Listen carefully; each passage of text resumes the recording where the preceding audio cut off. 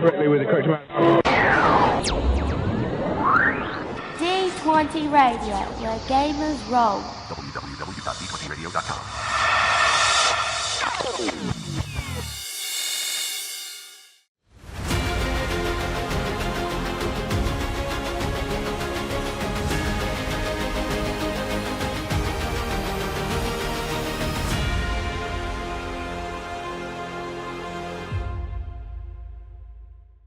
Welcome back to Casual Nerdity, everybody. How are you all doing? Anyone that is listening that was hit by the winter storm that we just had, I hope that you are okay, that you made it through, and that the worst that happened to you was a case of cabin fever, like Robert started to get. Yes, I actually went out on Wednesday because I could, and because I could, I wanted to. How many new personalities did you develop during your cabin fever? Just one, but I can tell you when I went to get some groceries, I can tell what people wanted because I could see the aisles that were totally cleared out. Did not get a loaf of bread. It was bread. Oh, yeah. It's always bread. It's always bread for some reason. Some meats, but yeah, mostly bread. Yeah, a night or two before it hit, but we knew it was coming, I needed to go get some ground beef and something else. I don't even remember what. But not, like hot items. Chips. I did need to get some tortilla chips. And, not hot items though. But I had to go down the bread aisle. It was completely empty. Milk was almost empty. I did not go down the water or toilet paper aisles. Surprisingly, not many touched them. Again, like it's always the bread for some reason. Yeah, you can always make a sandwich, so you always want bread. It's easy. Yeah, bread doesn't need to be refrigerated, so if your power goes out, you can still eat. Yeah, bread, or maybe some butter, like buttered bread. Who knows? Yeah, or toast. Peanut butter, if you still have power, you got toast. Yeah. Now see, we were good on bread. We were good on bread. We were good on milk. We needed some more ground beef, and we needed tortilla chips because we had planned on making nachos. And someone in the house, I'm not naming any names, but it wasn't me, and it wasn't my wife. Somebody in the house ate the bag of chips that we got at the grocery. It was Numpar? Tyrion? Yes. It was the cats. I knew it. Yeah. I actually didn't get clued in on that the ice was coming last weekend until like the last Thursday, where I went to Kroger's like, I just need some groceries, so I'm just gonna get some. I'm like, why is there so many people here? This is not normal. But then I checked my weather. I was like, oh yeah, it's about to be iced in. Everyone's storing up. Again, I had to take care of a family member and bring them home from the hospital on Tuesday. We had to warn them multiple times. And they called me on Saturday. So like, Dick, why is everything so iced up? It's like, we told you multiple times. Yes, but you didn't tell me that day. Yeah, but also, while we were iced in, Saturday night, I was just sitting up, working on the computer, happened to have Discord up. I was prepping audio files for our sister podcast, Casual Nerdity, and a message popped up from our friend Steve from Me and Steve Talk RPGs. He was like, what are you doing? I was like, what? Nothing. He's like, other Steve's power is fritzing out because of the winter storm here where we are. So you feel like having about an hour or so of conversation? Sure. So, dear listeners, if you do not already listen to them, we just recently promoted them as our D20 Radio cross promotion. Mm-hmm.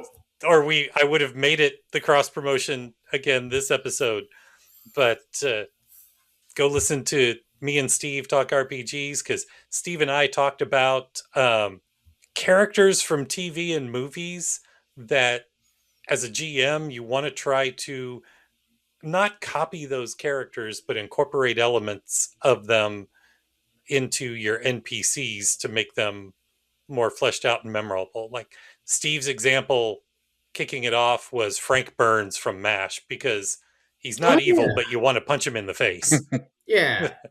And we just kind of went from there. Well, The cross promotion was us, so I got to cross promote us live. nice. And That's that's always a good topic to talk about. It is, yeah. Always got some material there. Yep. Speaking of cross promotion, True, very Mm-hmm. much. Because before we dive into our topic this time around, we want to point you to one of the other great shows on the D20 Radio Network. On We Fix Games, Laura and Jerica take a look at games focusing on the storytelling aspect, but examining not only what makes them great, but what might make them better too. and in their most recent episode, as we record this one, they descend into the grotesque, unsettling world of Little Nightmares, talking about how the game uses distorted bodies, exaggerated proportions, and relentless hunger to create a uniquely uncomfortable kind of horror. So check out We Fix Games at glitterfoxmedia.com and wherever you get your podcasts. I'll admit that will be a nice topic because I did like Little Nightmares 1 and 2. Actually, not really a fan of 3. I think they went a little too far with the out of there kind of One feeling. and two is still like probably some. I didn't play 3, but like 1 and 2, probably some of the best just because of the art style. The art style is like top notch. Yeah, and the crew really knew what they were creating. And they were passionate about it. Mm-hmm. So yeah, definitely give them a listen. Yeah. Now, as for us, what are we talking about tonight, gentlemen? Well, we all are GMs, and we try to make our stories and campaigns be the best possible. But no man is an island. We always need help from time to time. And Everyone as we've needs some help from their friends. exactly, and as we've always talked about, role playing games are a group effort, not a single effort. So we're going Right. to talk about bringing the players into the creation.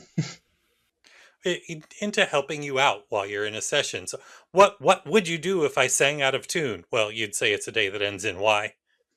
But would you stand up and walk out on me? No, Well, I think mostly I'd join you. basically because that's my house most of the time, and And it's also really cold now, so yes, This is true. This is true. But as a GM, sometimes not sometimes, you're always balancing a lot of plates while juggling, while riding a bicycle. going through a ring And- of fire. Yes. And you don't want to fall into that burning ring of fire because it goes down, down, down, and the flames get higher. Keep getting higher, higher, and higher. And it burns, burns, burns. So much that The ring of fire. fire. So sometimes Oh, we no. need someone with a fire extinguisher near us. Yeah. Yes. But there's ways that you can recruit your players to help you out during the session to take some of the, for want of a better term, administrative tasks off of your plate I'd say so a that you fair- can focus on running the game. a fair way of saying that there is as a DM or GM, there is a certain burden of weight that you have to carry, and sometimes your players can help alleviate that, whether they know it or not. Yes. Right. And sometimes there's no choice but for them to know it. Like one of the things that we all do this, all three of us do this, is having somebody help with initiative. Yes, very much so. We always have the one person who takes down all the results, puts them in that list so we can go and figure out who's next. And that's likely Yep. the most reasonable task into the help alleviate with a DM. Usually the DM behind the DM screen, there's a lot of bad guys with a lot of powers, a lot of things that they have to keep track of. Yes, and this is more for those groups that don't use some type of technology with their systems. Like we don't use like Roll20 or any of those things that can track initiative for you. So we have to do it by hand. Yeah, because we're playing in person. We could, I suppose, adopt technology like that, playing in person. But I don't really see a if we're need. playing in person, I prefer manually handling Exactly. initiative. Same too. Exactly. I am perfectly fine with integrating like a lot of technology into my games, but I am, if I had to call myself what I am a pen and paper DM as most as I can. Same. Same Yep. in some cases, especially if the campaign feels like it's more appropriate to have pen and paper, like I've said on a few of them. But in this case, it's also just a way of freeing up the DM for a little bit more planning time while giving something for the players to do, sort of just mark down, be it on like a big whiteboard or smaller like cards and stuff like that. Also, with the Or visuals, it's always fun when they defeat an enemy that someone can go over and just Smike it erase off. his name. erase the name, mark through it, pull whatever it is off of the board. Uh, we all know that we kind of mentioned this, I think, back in our GM Toys Mhm. episode, Mm-hmm. but I've started for initiative in all of the Star Wars games, and it would work for a lot of the other games too. Oh, it's for every game, basically. Is I got those little dry erase magnetic labels, Mm-hmm. and Mark one and just sort of rip it off. Yeah, you can yep, just just yep, just write the initiative score on there. If it is But a it is system, truly a if it's a connecting, system like, that uses if it's a system that uses a specific initiative order, like each specific character goes in a specific spot, you put their name on there. The package that I got happens to have multiple colors, so I assign different colors to different character types. You know, PCs are blue, allied NPCs are green, that kind of thing. And just it lets you very easily sort out the initiative while taking down the initiative results and still shuffle them where they need to go, and you can have a player do that and makes it nice and simple and convenient. but yeah. again, I would say like one of the surprising moments of one of my D&D moments was like we had a large group of enemies, but we had the player that actually took down the enemy ran up to the board and just wiped it off, and it's like it added just a little bit extra of like oomph to the moment. Or I'm sure some some people have seen the video where it's like if you don't have a lot of actual GM tools, maybe make your enemy characters like pieces of candy or a cookie, so when the player defeats it, they just get to pick it up and eat it. Yep. It is true. Either way, that those are small ways of like getting your players involved in like it's it's the most unintrusive because it's technically not a mechanic. It's basically them just easing your part of your regular It's them GM helping not duties. with the mechanics but the bookkeeping. Speaking of bookkeeping, one of the other great ways a player can help that have helped in mine, and sometimes when I'm in some of yours, is that hopefully you have one person in your group that's always the note taker. Yes. And Robert, in the campaigns that you're a player in, bless you for being the note taker. You're welcome. In It's for myself general, just as well. blessed are the note takers. Yes, because especially with our Because group I'll that admit that has a I am as someone who has bad handwriting, having someone who is a note taker is kind of necessity. yeah, especially with our group that doesn't do the same campaign every week. It's always a new campaign every week. So it's usually sometimes we won't play another session for maybe a month or a couple months, and we just be like, "What were we doing again?"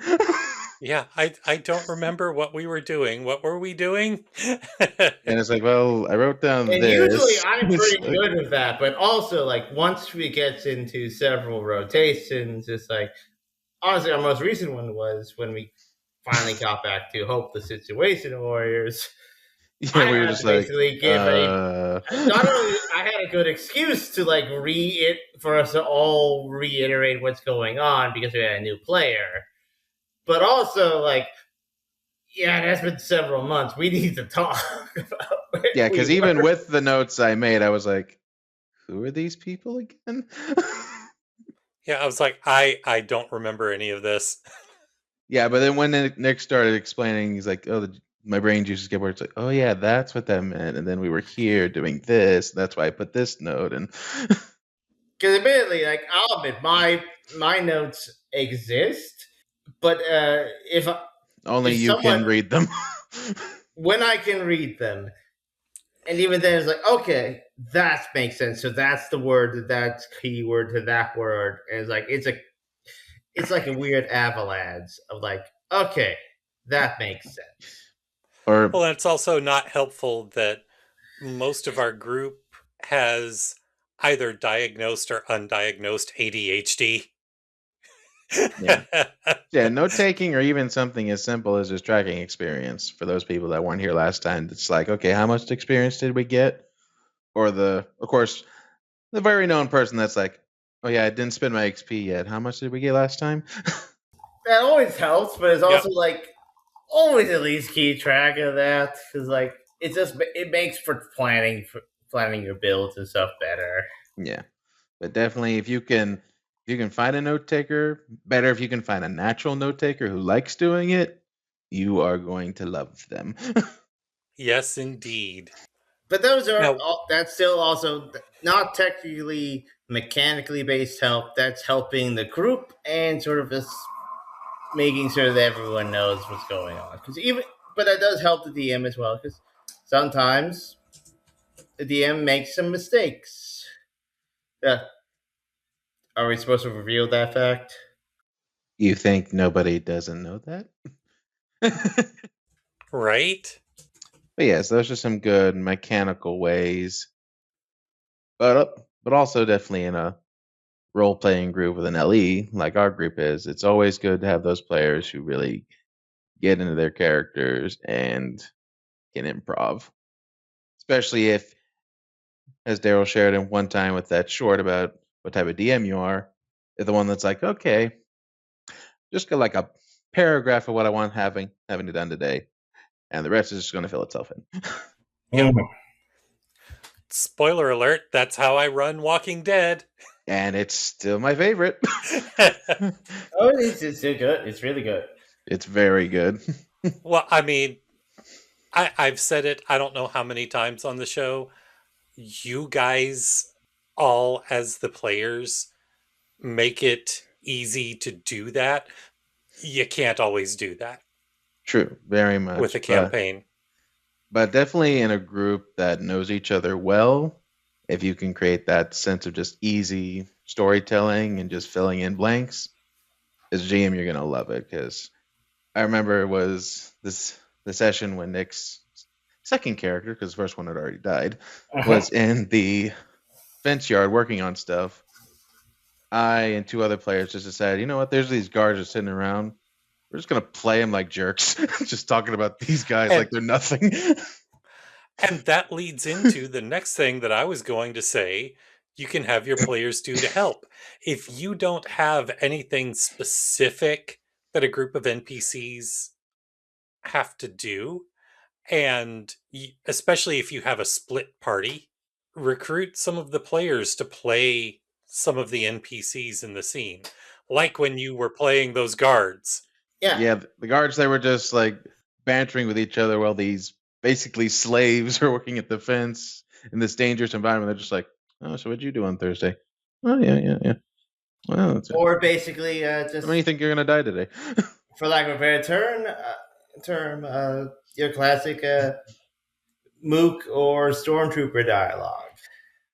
Yeah, but Yeah. a good example is like in the Jedi in the Jedi Fallen Order and Survivor games. I think it was a really good idea by the developers to have the stormtroopers just have lines to each other and even to the player. It made them feel more alive than just standing droids, basically. That goes back even to the original A New Hope, where Obi-Wan's like, and they're talking about like the new T-16s.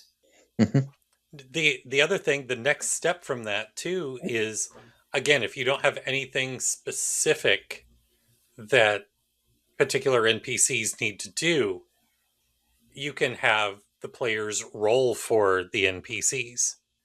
It's especially useful for like if you've got. Go ahead. In games where you have a regular adversary or like NPC that has like not a great deal of stats, you could just let them roll for it, because sometimes that could sometimes they roll well and then it's bad for the other players. But it also could potentially elevate that NPC from like no name number one to like, guess what? You have a name now. Yep. It can elevate that random stormtrooper into Davin Felth. Mm-hmm. Look, sir, droids. But yeah, if you've got, especially if you have a way to conveniently get the stats to the player. Like, I know we keep going back to Star Wars as a go-to. But Nick it has and I like both have cards.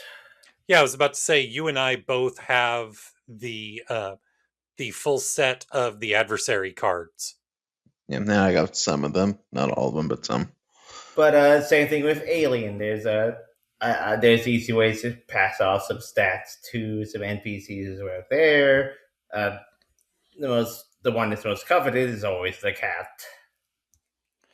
Well, and with Alien, especially, you can have that takes us to the next level of that.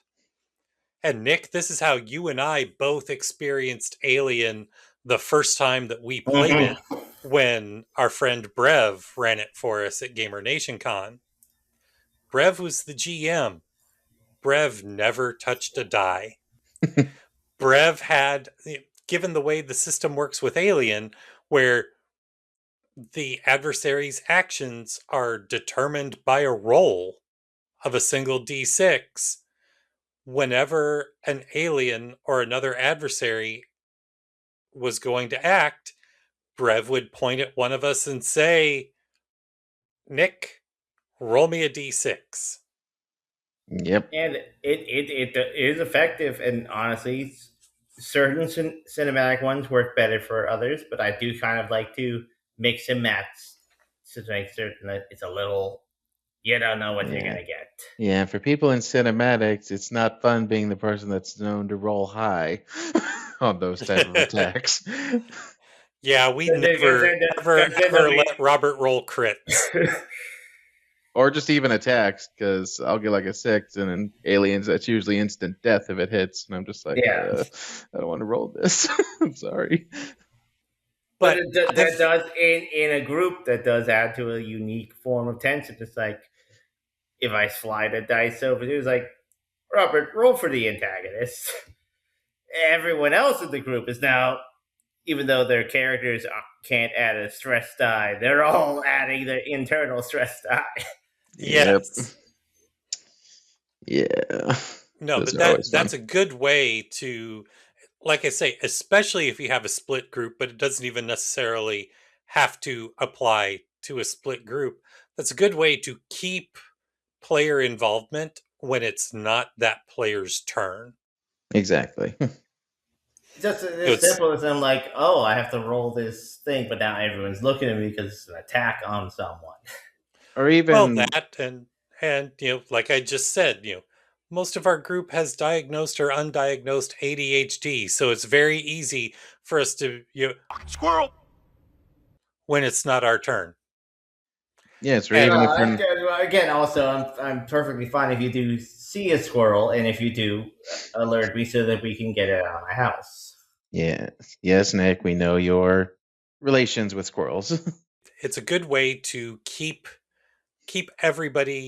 more people, I guess I should say, engaged when it's not their turn by assigning tasks to them, assigning NPC tasks and things like that to them. Yeah. Or even in some cases where it's not really a role, just having them add some life into the scene can also work, which is where we really do a lot of Walking Dead. We don't actually roll for any characters. We just play them out next to other player characters, just breathe more life into the story. Yeah. And again, honestly, that is something that is honestly pretty unique, but that I would say that it's most likely in a group that knows each other more often. They would allow characters, the players, to sort of add And flavor to a scene that has not been flavored, for lack of a and better term. there will be times where I let players at the table in Walking Dead riff as NPCs, but then I'll think of, okay, here's a story beat that's coming back. Let me take this NPC back from you. Mm-hmm. And that's perfectly fine. That Yeah. again, that's getting into sort of what probably would be the next section of players creating elements that are not their characters, but parts of the world. Yes, which the big example I can think of is Walking Dead. Again, where Dante's character, through his own interpretation of his character's drive and actions, handed you a pretty big plot point that you've decided that you're gonna use. Yep, and that time bomb is ticking underneath the table. But it was basically a character that had interacted heavily with the context of the world, coming to a reasonable within your story to make it work. Yes, But because entirely not, and again, to our knowledge, and I'm pretty sure you've even said like you did not intend for this to be like a plot point. I did not, but I will gladly take it. Gimme, gimme, gimme, yes, gimme. and that's what as a GM we always say you should always do. If you have some plot thought out, but then the players through their own actions to do something, you're just like, oh, that's really good. Let me just.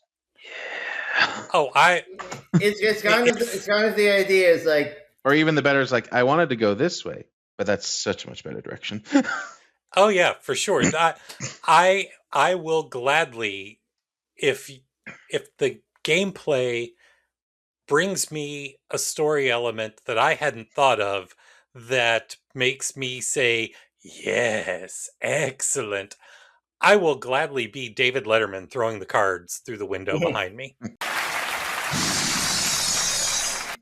But I think that this actually happened to me for our Whisper Base campaign when, since it's been some time, Xander came to me with the with his spy character with allegiances that are unknown to everyone, which then became the conspiracy thing that ever. But all of that sort of created some unique storytelling. Yeah, then we all decided I want a secret too. And it's like, you get a secret, everybody gets a secret. But except it was you, like, they're a conspiracy theorist. It was never the intention for that. But what it did create was so much more intrigue, much more fun character interactions that I couldn't deny that. It's like, okay, that's something like that, or perfect. something as simple as like, okay, I envisioned you guys finding the MacGuffin in the guy's car, but then you deciphered the clues to think that it was actually at the guy's wife's burial plot. That's such a much better idea. So yeah, it's over there. You're correct. You did find it. Yep. The important part was that you found it, and you gave me a much more creative place to find it. It's like, yep. It's like the story still happened how I kind of wanted it to be, but sometimes the players are like, "Oh, that's more interesting." Still gets me there, but play that one out. Yeah, in a literary sense, I always call when we play a session that I've kind of envisioned in the background with the skeleton the rough draft. And through the editings of actually playing it, if I feel like, okay, that's a better idea, I will put that in there. Or it's like, oh, this is a good plot point. I can save this for later. Then we get the final draft as we play. And sometimes you'll be surprised by like, oh, they zigged when I thought they would zag. They're still gonna get there. It's like that's interesting they chose that choice. Seekers of the Ashen Crown. Hey, forget that. I was saving that for last. Well, it's a little teaser. But what else can players do to ease your GM burden during a game session? I mean, if you're using any kind of visual aid, like a map and tokens or minis, you can have someone take care of making those movements for you. Yeah. Or even sometimes players will bring their own minis, save you the trouble of finding one for them. Yep. Which I need to get more of my minis printed out and painted. Not that we use them terribly much anymore, but they're fun. Yeah, they're fun at times. They're really fun. Sometimes they are necessary. Sometimes the theater of the mind can only do so much. Exactly. Yep, if nothing else, they're good for keeping track of where everyone, PC and NPC alike, is in relation to one another. Same thing with part of note taking. If you're in a large campaign map, making note of where you are on like town location or how far you are from the location. Yes. Ooh, so along with this kind of goes hand in hand with note taking, but it's not necessarily the note taker doing it, but someone keeping track of the treasurer. I wasn't going to say the money. I was going to say the travelogue. Where have we been? Yeah, like where have we been? Where are we planning to go? What's the best way to get there? Right. What objectives are we trying to meet along the way? Like the you've got the note taker who's keeping track of the story that's being told, but you have somebody also keeping track of the actual locations that you've been to so that you can what objectives, like the smaller ones. Yes, or just same as just where you're going, and the GM's just like, okay, you're going there. And the setting, it's like this, so maybe I can do XYZ plot points in here while you're going through it. And if they know like what objectives are like, oh, we're going this way, so we might hit that point. Yes. And then another one is if you're doing a campaign that has like props, have the players interact with the props. Like in our Delta Green campaign, we got that cork board and we use it, yarn and all. Yarn. Yarn,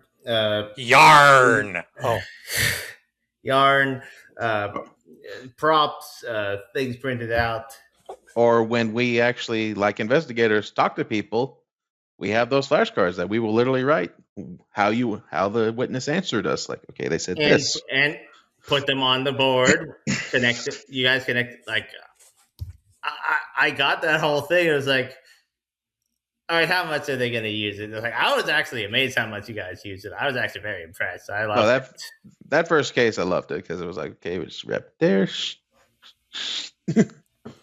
Yep. Since then, we've been dealing more with one-off side quests, so it hasn't been as involved. But coming up here at some point, we'll be dusting that back off. Yeah. Yes. Once we get back to the main campaign, I have a whole bunch of stuff ready. Yeah, and it's always nice, even at those little Monster of the Week ones. Like, I try to put props in mine just as far as images, and it still helped. Yeah, definitely. Get you in that mindset of like you're an investigator. Yes. So definitely. Speaking of Delta Green, I need to get my Delta Green Monster of the Week done. Yeah. Robert, when did yours take place again? The first case happened in, I believe, 95. 95. Nick did his own one in 95. Or did you advance a year before you did your one shot, Nick? No, I didn't. Okay, then 95. So I did 96. You're 97. Okay. So it's not time to party like it's 1999 just No, yet. we have not gotten even close to the end of the century. We are still like a good. We good did case one, 2 1-shots, and that's only been 1 year. Our group has been stuck in 96 for a good year now. So 97 it is, then you'll take 98, and then for me, then it'll be time to party like it's 1999. Yes. And then you did request 2000 party over at a time. Yeah, and you did request to get 2000 as well, so I'm giving that to you too. More I wanted 99 to 2000 because then yeah, you have it, of course. because when I say 99 to 2000, specifically December 31st, 1999. Mm-hmm. All right. That's yours anyway. We're alternating, so specifically Y2K Eve. Yep. I am just holding on to material that is not going to be useful for a good couple months. Hey, it's gonna work, but it's worth it. It's going to be worth it. Yeah, I mean you can't have an actual written adventure that they publish that has a 20-year jump and not do anything with those 20 years. Oh yeah, I'd be like, I was like, if I did that, that'd just be robbing your characters of like development. Like, hey, you haven't seen you in 20 years. How you doing? So I know what 97 is then. Okay. Yeah, 90. Yeah. But I'll admit that I am sort of sitting on that, being like, "Oh, I'm so excited," because there's some good stuff coming out. Nick, you're so excited. You just can't hide it. Can't hide it. Are you about to lose control? I don't want to. Mm-hmm. I don't know what has started this running gag of song lyrics this episode, but we're just saying the right things. Yeah. Yeah, I will not be putting clips in because I don't want to have to resolve 8 million copyright hits. Oh yeah, not worth it. They can't go on to us if we're doing it ourselves, so not yet. So, but yeah, if you have props, definitely love to watch your players actually use them. Same with maps, especially if a campaign calls for a map, like Walking Dead does. That is a mix of player and again, that's sort of the ultimate be all of it. It's like just as the very nature of role playing games, it is a mix of you and the players. How much you put into it and how much they interact with it is sort of equal in measure.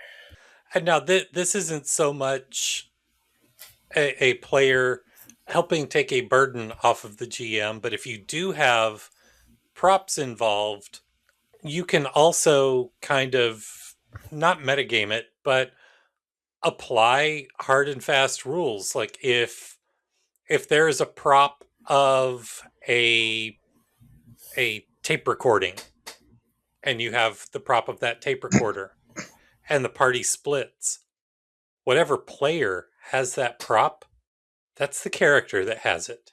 Mm-hmm. Yes, very much so. And so if the other half of the party says like, oh wait, what does the tape say? I don't know. You don't have it. We don't have it. The other guys have it. Same thing if they're like, okay, there's a riddle and someone writes it down. Party splits. They meet a place where like, oh, do you have the riddle? It's like, well, the other guy wrote it down at the other. That creates a lot more immersion. Yes. Or we've talked a lot about using props and stuff, but it can be something as simple as just helping narrate the story. Like definitely we've all done it as a GM. It's like, okay, how do you finish him? Mm-hmm. Just giving that player agency, like, okay, how do you do this action? How do you end this person? How do you fight this off? What are you thinking right now? Honestly, Give you an idea. that's probably one of my favorites. Is just reminds me back of the classic like Mortal Kombat, like finish him. It's like, all right, you got the coup de grace, you got the big, you got a like a 20 or a critical hit on him. It's like on the bad guy. It's like, well, then make it look cool. Yep.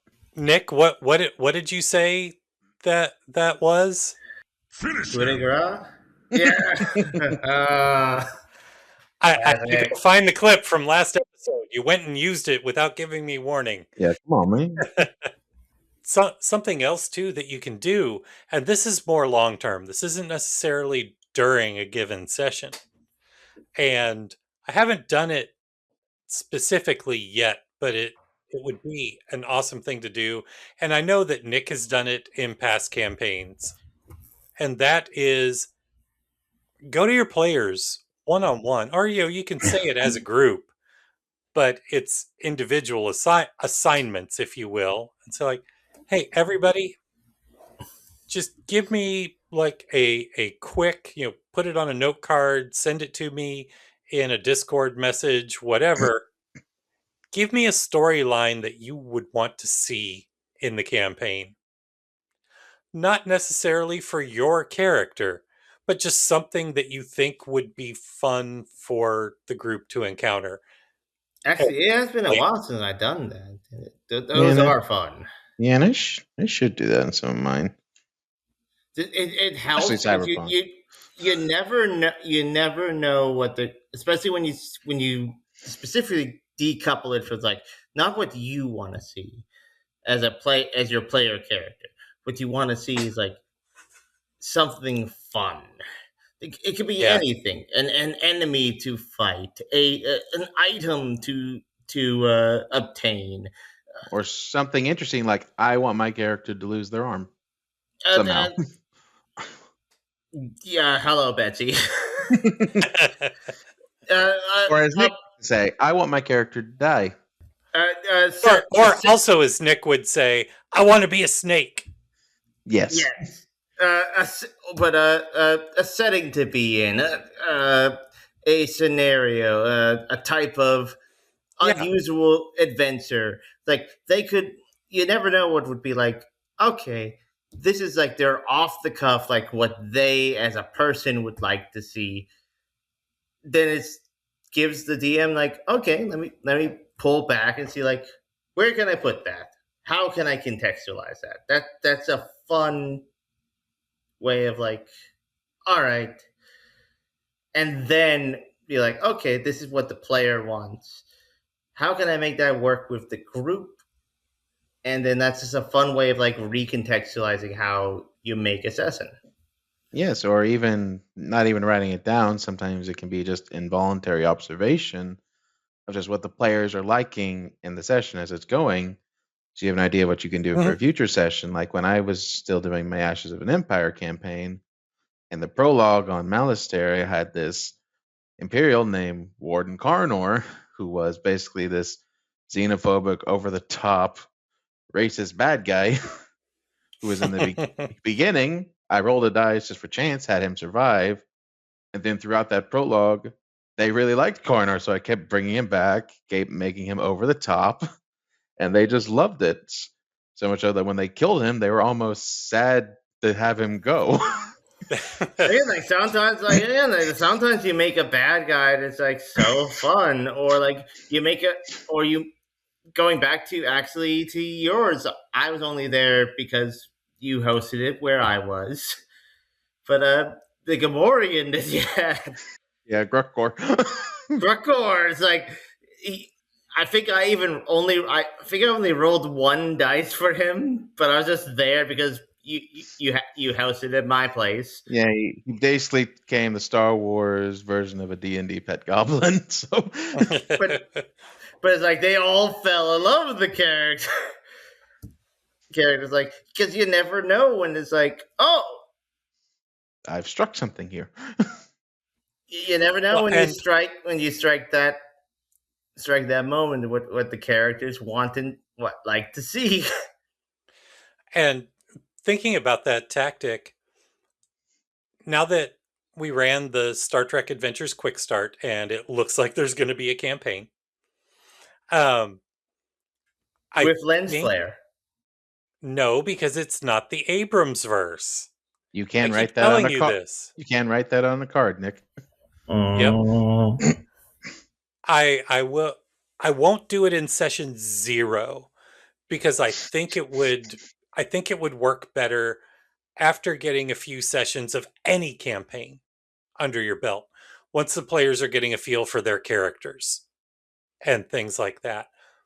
But I think I will, a few sessions in, hand out some cards and say, write down some kind of story beat or story element that you would like to see in the campaign. Mm-hmm. Okay, I know exactly what I'm going to write down. Lens flare will not happen. The only lens flare you will get is the camera that gets shoved in your face. Yes. You have no idea what I'm going to write down. I want my character to die by a lens flare. I want my character to die by a lens flaring snake.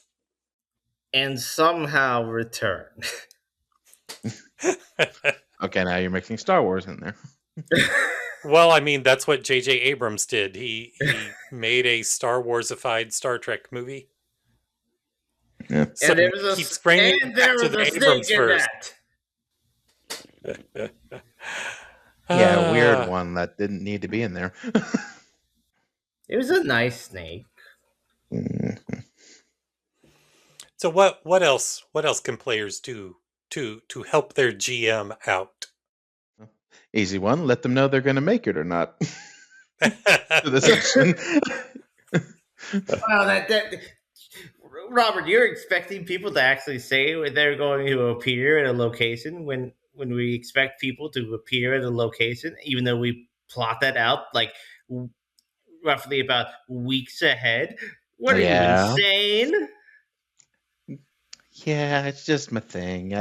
When I say I'm coming, I like to actually come to the game. Unfortunately, we do not live in such a perfect world. Robert, what are we talking about? We're talking about RPGs. What is the arch enemy of RPGs? Scheduling, but we can fight harder. We don't have to give it so much ground. Robert, see, Betsy already did it. She already let me know. See, it's possible. All she's done is proven that she will not be appearing for a period of time, but she cannot determine when she will appear. She literally said she's not coming. Yeah, because it's going to be she's going to work. Have work all day. Yeah. What else? I know that there was something else that I had in mind, and now it has totally escaped me. Something simple, like we've talked about before. If some players know the campaigns, maybe they can bring some books. Just have multiple copies. Yeah, and we know that is my sickness. Once we start playing a system, I try to buy the core book at least and bring a copy of the core book with me. Hey, that's not a problem. That's more of that helps. That is a feature, not a bug. As long as it's not eating into your budget, it's good. As again, it's more of my problem. Like, I like to buy the books that we have, but it's like, also admit I only buy usually one, and unless it's the My Little Pony RPG. Mm-hmm. Well, I got lucky on a deal on that one. Then you bought 27 of them. 4. Just 4. 7. 4 times 6. No, just the other. The special edition one was much more expensive. Uh-huh. Yeah, that's just a simple one. Some people bring their own dice, which helps if you're limited in dice. Or special dice that not many people have, like Legend of Five Ring dice. Yeah. Yep, that reminds me, for tomorrow, I need to find where my bag of 5 rings dice are. I'll bring my 3 bags of it, so we'll have some dice. I have one copy, and I have one of my own books. I'm just very excited to get. I still need to find the one for my specific characters, stuff. Well, nah. I'm bringing all the books tomorrow, so Yeah, I know you are. I know you got the deer clan, so I'll bring that book. Well, you went to that school, even though you're not that clan. But still. Yeah, I tried finding it. Maybe there's maybe they printed it out recently. I'll check again. Yeah. Let's see. I still haven't remembered what it was. Was that I think we might need to start bullying Nick. Oh, yeah. Let's bully Nick. Yes, Nick. So I know because how it was so icy and you're such a welcoming host that you actually went out and shoveled the ice, didn't you? Actually, I worked harder, I worked smarter, not harder. Nick, I'm not smart. Nick bending down with a hairdryer to melt the ice is not the same as shoveling it. No, I boiled some water and I poured it down the stairs. It actually worked. Down the stairs. So when it freezes overnight, we're going to have more ice. Yeah, because it's going to be 17 tonight, Nick. Yeah. It's going to be a hard freeze. No, I did that at the beginning, and then I got a shovel and I knocked it all off. You knocked off water, which just spreads it around more. Nick. What are we going to do with you? And see, that's not even math, Nick. That's just science. Like elementary science. And you said you like science. You like science better than math. I'm not good at it. Water from a liquid, when it gets cold, becomes a solid. And when that happens, we get into physics when people walk on a slippery surface. What you need to do, Nick, is tomorrow before we get over there, pull out Spaceballs the flamethrower and clear off the steps. I mean, come on, kids love those. Kids love that, yeah. Yeah. Just don't burn the house down. Yes, we need it. No, yes. You have to go upstairs to run the game, Robert. Obviously, I know that. Duh. Oh, Nick's gonna lock us in the game room upstairs. Then he's gonna set the house on fire with the flamethrower and kill us all. What would I gain from that? That's premeditation there. Right? And also, what would I gain from that? Well, we know you don't know how to work your house's heater, so. I figured it out later this week. I figured it out. Are we going to have to bring one of those 50-gallon drums up to the game room tomorrow so that we can start a bin fire to keep warm? No, it's going to be perfectly fine and warm. Mm-hmm. Okay, we have it recorded. Yes, and I'll verify when I get there earlier tomorrow. Yeah, when you get there, message us all in Discord. I might already be on the road, but message us all so we know how to dress. You got it. Do we need layers? Do we need to start the bin fire? Actually, maybe I may not be the best judgment there because it won't be downstairs. Betsy and I are pretty warm-blooded, so we can survive more cold than you guys. It won't be downstairs. But Betsy's not going to be there anyway, so. And it won't be downstairs. I know how you guys seem to think it's freezing cold downstairs. I don't think it's freezing cold downstairs. That's why I'm different. So, yeah, I think we fit our Nick's quota. going to murder us tomorrow. He's not the GM. I am. Yeah. No, he's going to murder us with fire. He's literally going to kill us with fire.